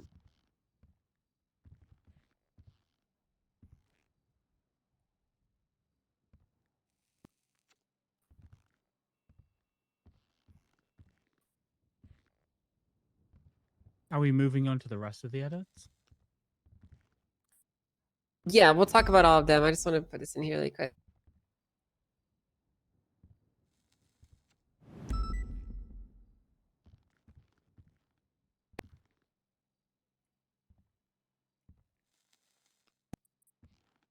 Okay, I can work on that, the wording of that specifically, but that should be enough for me now. I mean, that definitely covers it for sure. Okay. As for the original reason that we did I requested the time extension on was it the acknowledgement and the review period and into denial or acceptance. I think our general consensus during the conversation that we originally had was it's not 2022 anymore, and there's a lot of part-time officers or people who are not around 8 hours plus a day, and such. Somebody might not even be around in that 24-hour period in order to be able to deny it when it has a valid reason to be denied. So, I'm just gonna put it pretty bluntly here because I think that it does no one any favors to dance around. Even if you're a part-time officer, you should do your paperwork, and if you can't be bothered to do your paperwork, you probably shouldn't be a part-time officer. Amen.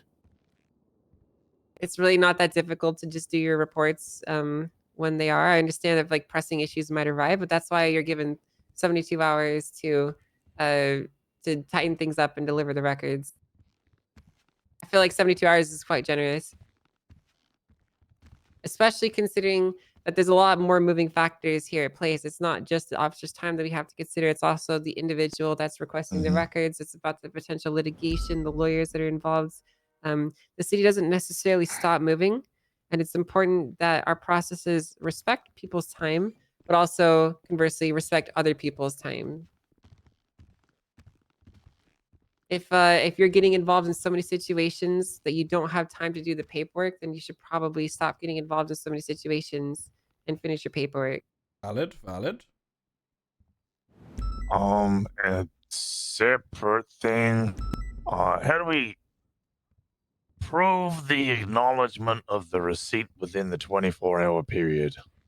Dog, that ain't never gonna happen. I'm gonna be honest, it doesn't Yeah. even need to be a point. It either gets delivered or it doesn't, or at fault if it's not. Yeah, so basically that clause basically just means that someone should drop that ping in the channel. No one actually is checking, but what really matters is if the records are delivered in a timely manner. Like if you acknowledge on the 26th hour, for example, in the FOIA channel, no one gives a fuck. But if you ignore your request and you don't deliver the report, that's That a wasn't problem. me. Carmine tried to steal my ID. Sorry, guys. Carmine, you can't steal his ID. It said William Gunner on it. What? I don't think it needs to like actually be a point, but I actually prefer it being there primarily because it creates a how do I word it? You know, you tag someone, and if you then look back and you see something approaching 24 hours with no response, then you start giving that the side eye and questioning whether or not they're on leave or whatever may happen. Yeah, So I do urgency. like it. It does actually help in some capacity, but that's one of those points that like I don't realistically think needs to be enforced if the end result is still the same and they're getting what they're supposed to. No one's going to bat I an eye. agree. Quite frankly, no one would even know as long as things are being done properly. So I don't think it's that much of an issue. I kind of agree with you too. I mean, I'm not going through and double checking how long it is for you to react to your FOIA notification, but I am going to notice if you don't give them the paperwork in time. Yeah, 100%. Basically.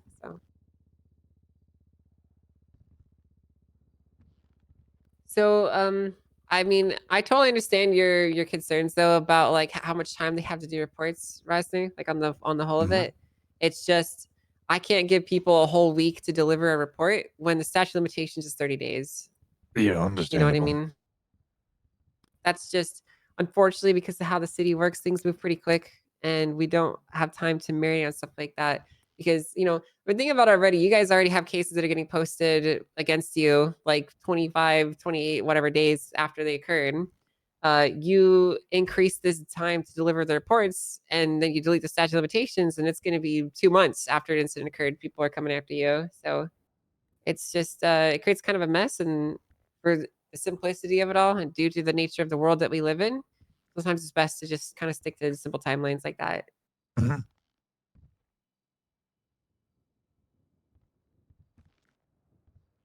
Next line. What was the next thing you want to Next talk line. about? This is going down to the amendments to search and seizure.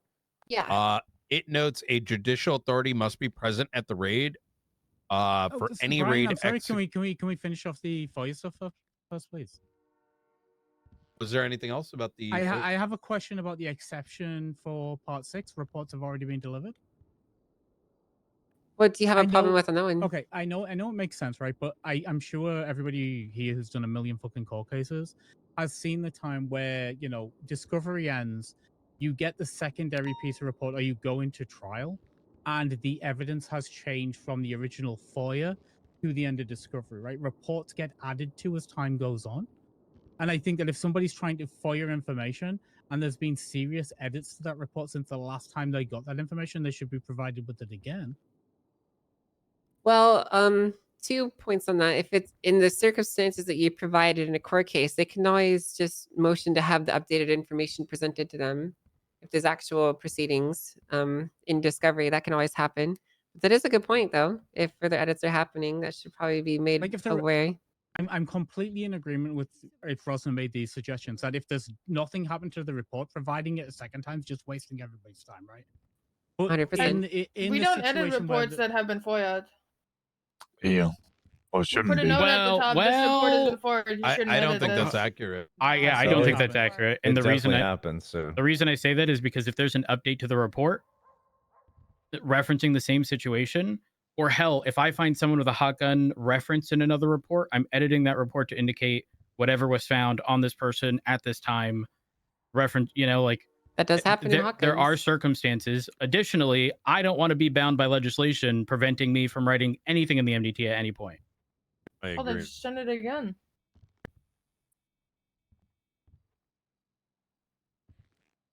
I think I best course agree. of If action someone is- asks for another FOIA, we should just give them the updated FOIA. Like, I don't see the issue with that. Okay. I think it stopgaps everything. I can put in a little modification into that. I mean, some people don't even realize, but quite frankly, all it requires is you pressing the export button again, and the link stays the same. yeah, doesn't it update as soon as you export it again? So you don't even need to resend it. There's a issue with the MDT that if you export it, regardless of any update you put inside the report, it will not be reflected on the link because the link is cached. In order to change it, you got to fuck around with the civilian. You got to like click the. You have to add someone new. I remember you telling me all this, Brian. It's a Oh, nightmare. Yeah. Oh, okay. We'll just export the changed one then. That's But I do agree with the general notion here that like it makes sense that you would not update a like simple shit like bank truck, this, that, and the third. But when we enter into FOIAs with more complex situations, those reports that may be furnished may still have to do with some ongoing situation that we don't even know is ongoing. Someone goes in there, puts some more details about some stuff they found, and now all of a sudden, we're against the legislation. Okay, so I made a little change in there. Change it to provided the report has not been changed or modified since the prior FOIA request. Will that satisfy those concerns? I believe so. I appreciate Yep, that's it. Is that good? Okay. All right, is there anything else that you want to talk about in FOIA before we went to the next line? I've got nothing though. Nope. All right, what did you want to bring up next, Brian? Increased size, yeah, it's bigger than the second so one. under for sure. night raid, it Both says sections are bigger. Requested by law enforcement. They do not have the subject of the search warrant or the subject of the search warrant in custody to allow for a search without immediate knowledge or custody of the individual involved. In other words, you're raiding someone, they're not in the cells, etc., etc. Yeah, and they don't know about it. So the update kind of makes sense, but I think it's missing some things. But I want to address the words in green first. Sure. It says a judicial authority must be present at the raid for any raids executed with a night raid approved, unless none are available. A couple concerns. I think the first is some of these raids can take multiple hours. So that kind of draws a question of like, okay, they're here, but what if they're like, listen, dog, I'm only here for another hour? Like, what does that mean? Well, do we swap them around? Can I run you through my thought process on this because it might change how you frame the things you want to bring up with me if you understand. So my thing with night raids is like I don't want night raids to be granted willy-nilly for no specific reason, but I also think that there needs to be some level to get to grant one essentially. The thing that I struggle with is what restrictions do you put in place to make night raids not just the default, while also still allowing them to occur? That is the problem that I'm struggling to answer. Because night raids are so convenient for officers. Let's be honest. You don't have to have them in custody. You can just kind of do it when you need to, as you need to. And in the past, they were basically, if you think they're going to shoot you, you can get a night raid, so you can sneak in and get it done. But that's kind of changed a lot with how the city works. It's really difficult to get people in custody to execute these warrants. And there's just a lot of unanswered questions that I don't really specifically know the answer to. And I'm open to suggestions here on what we could put in here or what these restrictions could be to from anyone in the room that Mm. might have one. Does that make sense? 100%. So I'm gonna kind of enumerate some of the, because this topic had come up a couple weeks ago about some things, and I keep forgetting that what we call Is night it the- raid Oh, I thought it was slightly taller. today is different from the vernacular we used many years ago.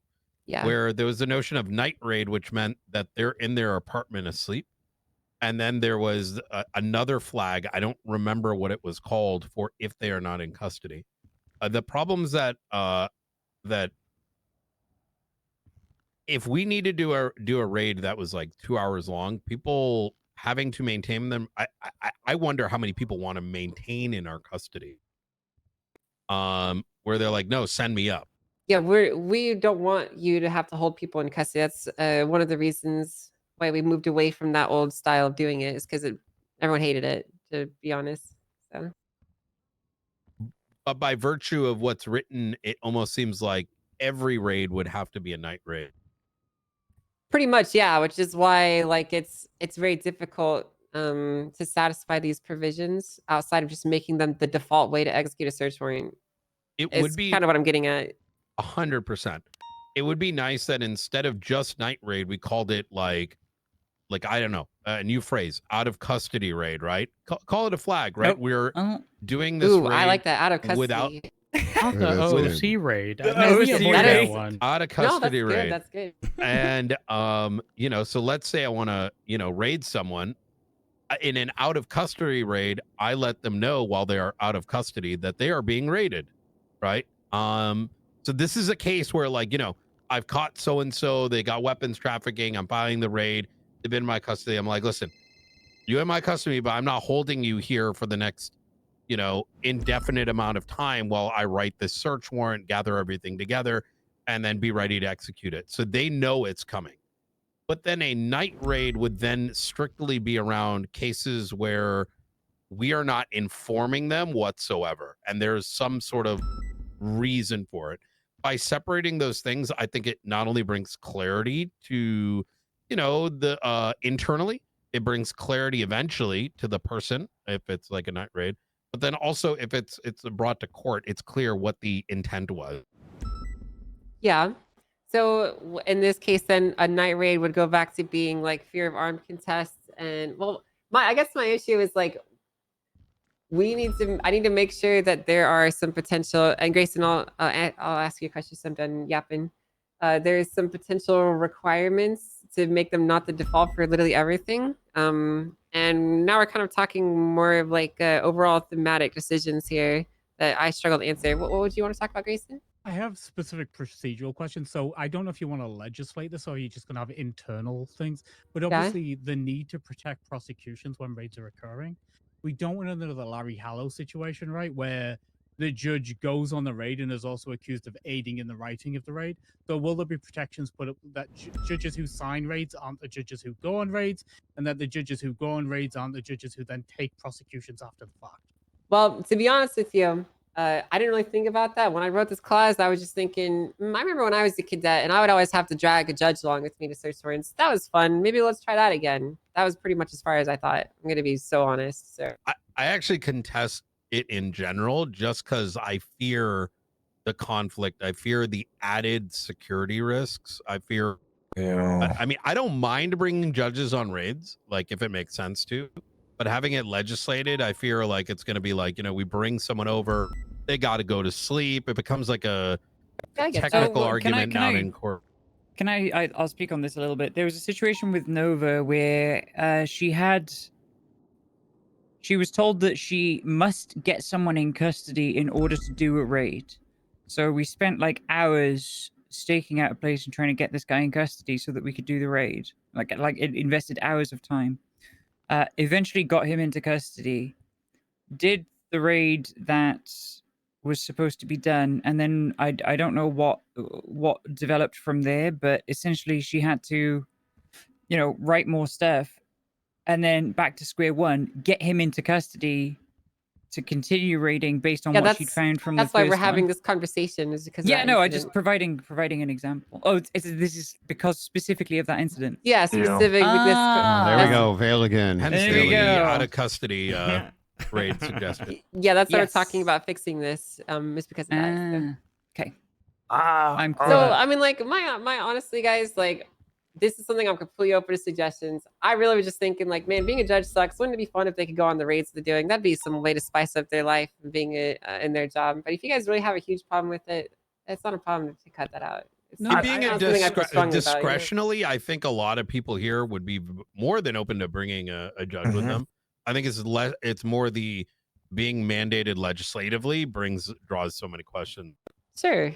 And I can just see want that. I just wanted to clarify that we're not going to like poison investigations or prosecutions by, you know, a judge being conflict and then picking up the case, you know, because obviously if they're available to go on the raid, chances are they're going to be one of the few judges who's available for that prosecution case, right? Like, just don't want those lines getting crossed. I understand that the way that we see conflict, though, and from the conversations we've had, we don't have enough judges to manage a full, like, built out like district court system, right? If a judge signed your search warrant, they might also take your case. That just might happen, you know, and that's just I is think kind that's of what it fine. is. Like so. I wrote the law change that allowed that to happen without conflict, right? But the issue I have is if they Stick one go on case. the raid and they're witness to the crimes and witness to evidence being pulled out the houses and maybe witness to a contest of that and maybe a potential victim of a shooting, I just want to make it clear that like that I don't want, you know, prosecutions getting turned over because a judge was a victim and then they want to take the case too, you know, Well, if a judge is the victim of a crime, they definitely wouldn't be taking the case. or a witness to it, right? Yeah, they Because, like, wouldn't be they're taking it watching either. shit. Okay, cool. Well, when it comes to like the actual execution of the warrant, if you think that could be a potential issue, I mean, I suppose something we could just fucking almost 9 o'clock. I just not realized do. the time. And I'll I just gotta leave get out my of here judges soon. here, shackled here, the desk all day. Just add a I line will and say. Yeah, I'm gonna go put some I fucking just add a line jerk and say, you chicken know, in the the same air judge fryer. who went on One the raid moment. won't take the criminal prosecution. Or, you know, internally do that in your SOPs. You know, don't think it matters. I just want those lines not crossing. I think we all. I'm gonna be agree honest. with If you. I think if a judge goes on a raid and they can't separate what they saw there from a case, then I mean, they probably shouldn't be a fucking judge. Also, to be fair, if they see anybody coming out with anything, it's not going to be the actual evidence. It's just going to be an evidence box. They're not even going to see what the actual contents is unless they start rifling through it. In which case, why the fuck are we letting a judge rifle through an evidence box? That could, Yeah, but I mean, even if they see the evidence, they're gonna see. it Yeah, in the they're court gonna case see it anyway. anyways. So who cares? Yeah. Yeah. They're gonna see it regardless. I totally agree with you. that we, Like my question for you is, what's the difference between a judge being on scene of a raid, watching you guys pull guns out, versus a judge sitting on the bench being shown pictures of you guys pulling stuff out of person's apartments and presenting it to them? I can kind of see some of the concern based on the conversations that may be occurring inside. Yeah. But listen, man, if I can help, you know, I'm in a raid and I'm showing someone like the fucking crime scene, like, and they're gonna help me out, like, I'm down for that. I mean, it probably wouldn't help, but it would definitely like I can So understand that's where like they it would, cut her hand off right there. Jesus Christ. What do you mean? And you know, that's where that must have been where they tortured her. That must have been where the torturing happened, right? Man. Sure. So when's our court case Okay. again? There, But It's done. the reality is though, like I mean, it could potentially happen where this occurs, where you know, a judge signs the warrant and then sees some stuff there.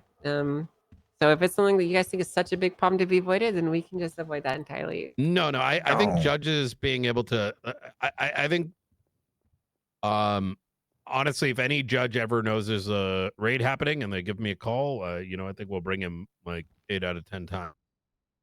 There's not a security concern. I don't think it's a big deal. At least I don't think internal to law enforcement. If civilians complain about it, that's their problem. Well, we'll move that section so it's not legislated. But let's get back to the initial topic of the out of custody raid and night raid. What are some conditions that we could potentially put in place to satisfy these concerns so that they're not the de facto default way of conducting a raid? I mean, maybe they should be the default way, to be honest. If it would otherwise cause like undue delay is probably how I would bet. Like, yeah, I can't think of another scenario. I'm sorry. Listen, my mind's all over the place, but like for me, it comes down to delay. I see someone put a class 2 firearm in their van, they flee. Yeah, sure. Could we legally take it from the van, but my concern is like it was parked up, blah, blah, blah. Write a warrant just to make sure everything's on paper, we're covering our bases, and then it's like, yeah, you can't go through that until you have them in custody. But right now, there's no fear of any ambush or setup or whatever, and it's just causing unnecessary delay for a pretty cut and dry circumstance, in my opinion. Yeah. I feel like Well, times have changed. Like, yeah, they have, motherfuckers haven't want they? that shit done. Yeah. Anything that takes like longer to get them in custody, or we got to wait till they're awake and all these kind of things, it sort of delaying their inevitable. And the reality is that the end of their chapter is now extended as a consequence. That is true. Well, I'm just thinking about like why we even had these delays in the first place. I mean, and a lot of those reasons don't really apply anymore. So, I mean, from the PD end, we can definitely ensure that when these things are being executed, if someone's around during shift 1, we're not having warrant executions at the very beginning of shift 3. Unless the individual very specifically said, go ahead. And even then, like, ensuring that these things are done, relatively around the time when stuff had occurred, I think would mostly resolve. Yeah. Unless if someone takes a day off, it's rough. But like, I mean, coordinating that's going to be impossible. I think the main things that I want to concern here is if someone is raided, they need to be notified and informed, and like not just like me personally, I don't want it just to be a drop like a VAF. Like if it's something as serious as a raid, like they need to be told. But it's so hard to like actually notify people in a way that they would see. What's going on? I mean, people fairly quickly. Like, I agree with you. Yeah, they entirely. realize they got their shit raided, but how Yeah. how can No, they I difference mean- between someone stealing from them versus a lawful search warrant being executed? People know that their stuff is being locked down often within minutes of us locking it down. I do agree with you in principle, and that rate should not be the default, but I also am struggling to figure out how We gotta get I out. could Good luck, how we guys. could do anything else. Good luck. I think if you wanted to We articulate won't push this, anything 'cause without I asking. thought about this, previously. If you want to articulate reasons why to night raid or why officers should request night raid, there's like multiple rights. Right? For the rights of the people being raided, it's better if they're raided sooner so they're not locked out of their properties indefinitely going forward, right? Like that's a rights reason for the individual of the suspect. Secondarily, you can also argue that the longer time goes on, not only is there a further threat going on, there's a further opportunity for the things inside the building to be destroyed, evidence destruction, all those things. You can articulate in a million ways. A counterpoint, you could also get people that just want to speed run the raid and end up fucking people that aren't around. True. Which is why the requests are right. Yeah. Well, it's a hard thing to balance, To that point, I think that's kind of on us as high command to be like, hey, maybe read the fucking room and hit him in the head. But it's not just high command that's signing the search warrants. Is the No, thing. I mean- agree. I agree that should always be taken into account. But the reality is it's not going to happen. No, I don't mean the signing I of don't the think search there's any warrants. command that can't read the room, no? Yeah, it's mean, more they the people. It's more the people once they have the search warrant are just like, if they're just immediately getting it done ASAP to a point where, like, I'll use the besties raid as an example that we did. Like, I purposely waited until there were enough TRT members around to try and lead an organized tactical operation into Little Seoul at a time when the besties were around, knowing they were going to shoot us. And we had to do it 2 or 3 times, and eventually it just wasn't working, and all that was left was a couple of calls, so we just went in for the calls. We gave them that opportunity. I think as members of High Command, if people are just getting it signed and then just doing it in the middle of the night when no one's around just to get it done, that's more something we should be dealing with internally rather than legislatively. Yeah, well, it's important that we write our guidelines and legislation with potential things like this in mind, just so we can avoid any legal pitfalls that appear from it. Well, I mean, what do you guys think about this? I'm just gonna lay the facts on the table and just be pretty blunt here, because again, this is the best way to do it. criminals don't want to get fucking held in prison while you execute a warrant. Okay, no one wants that. You guys don't want to hold people in cells while you get a warrant executed. Obviously, we need to allow you guys to execute a search warrant, and having them in your custody and bringing them along with you to the raid is a relic of the past that was only required because of specific ways that you would get into their cupboards and dressers and stuff like that. That's not the case anymore.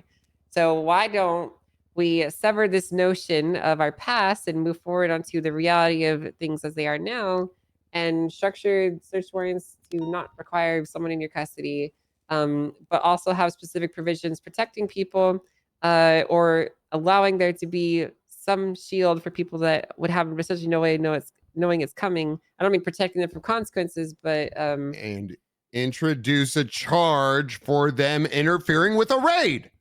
Yes, okay. I agree. Sure, yeah, we can do that. Yes. I mean, if we're setting them up on a hold for the purpose. purpose of, if we're conducting a raid and we're setting them in a hold and they get involved in that situation, I don't know. I think that there should be some fucking dire consequences with that, but whatever. Well, if they get on a Leave it up to hold, the how are they judge. going to interfere? No, you said for not allowing people to be up on a hold, right? Oh yeah. So, well, my thing is just like, so right now, even you guys still send people up on investigative holds sometimes if it's like you want to prevent spoliation of evidence. So we can bypass that by allowing you to. I mean, it's happened. I mean, I saw someone sent up someone to prison because they didn't want them to mess with their phone records or something. So, argumentation on that aside, it has happened. And I think it's important that we don't do that. So why don't we have some legal 100%. protections in place for people so that you guys Yeah. can do your job and people are not getting held for no reason? Yeah, Right. people should not just be held in jail because they might contest the raid. I think that is Yeah, absurd. that's kind of stupid. Yeah. Wait, they shouldn't be held in jail because they're going to contest the raid? Yeah, like I have heard that articulated before, like, oh, we think they might, destroy the evidence of the raid. And it's like it's fucking locked down. How are they going to get into the I think property? it's more just to organize. So the purpose, or it depends on the situation. But if you have like felonious members of the public that are high risk and they're constantly attacking us over and over, I mean, I don't know. I mean, I So- kind of disagree, but So it depends because there's so many ways this can play out, right? There's possibilities of you have someone in custody, you want to push some big bad charges on them, you want to do a warrant to finalize everything before you do it. Sometimes it could potentially make sense to put them on hold, keep them in your custody because you just need to wrap some things up and then tie up the nice little bow tie on the docket with your hag case, right? Sometimes it doesn't apply and it's so situational. We just need to make sure our laws cover all these situations and we don't also have holes that could let law enforcement abuse people in ways that are not intended. So, like, we want to protect you guys while you're doing your jobs, and we also want to protect other people from people who might want to hurt them.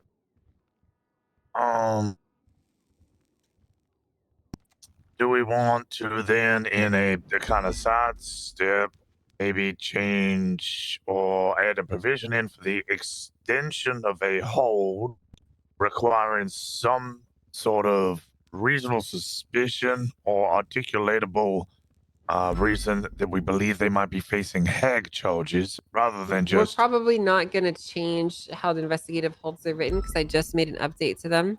Okay, sorry. So they already are what they are. I don't know if you've seen the updates, but basically, like, you guys have to articulate why you want to hold them, and you're gathering some final and investigative information, and they could spoil it by being released is one reason that you could do. So, I'm probably not going to change that anymore. So. Fair enough. It's valid. Well, here's what I think we should do then. Here's what I'd like to propose. I'd like to potentially maybe change, remove the night raid modifier as a whole and just allow search warrants to be executed without the person in your custody. And I would probably look at some separate provisions regarding notification around how that will work. Because there are some raids that you need to have them in your custody to execute, like their apartment, for example. They need to be awake and present for you to do that one. Maybe not present, but they need to be awake. No, so. they do need to be present. We just dealt with this. Yeah, they told us, they let us know which one was their apartment. They would don't come into custody, but they let us know which one was their apartment. We went to the apartment and it's completely empty, no furniture.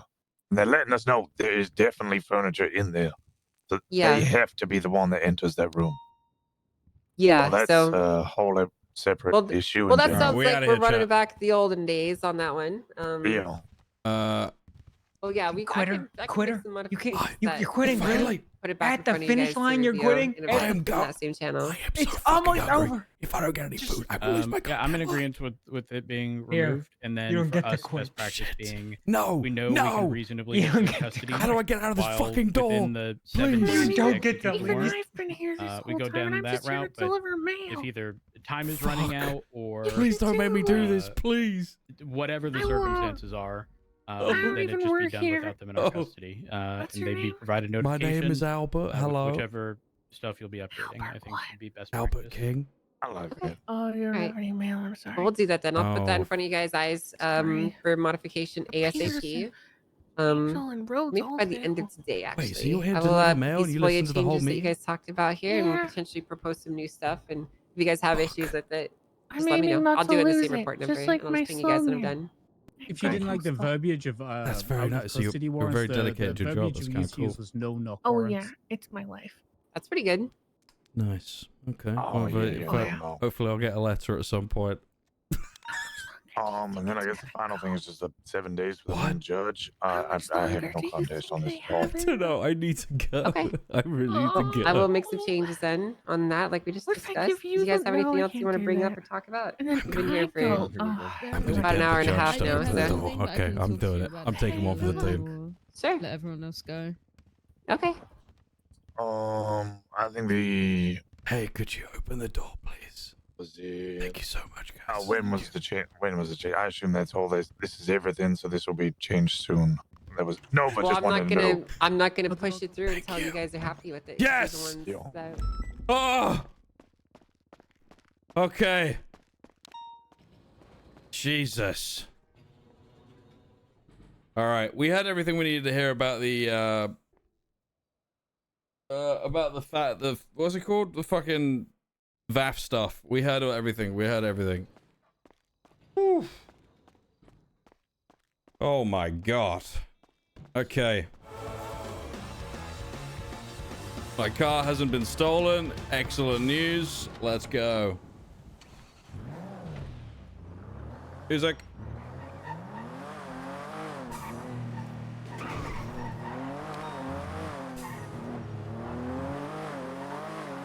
Oh my god.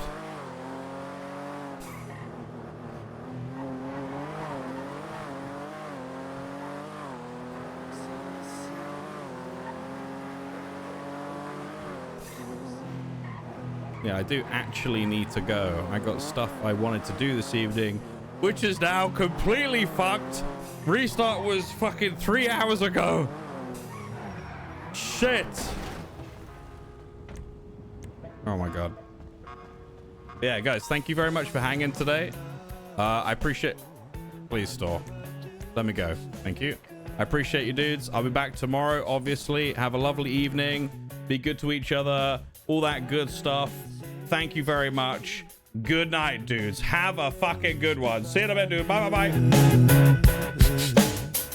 bye.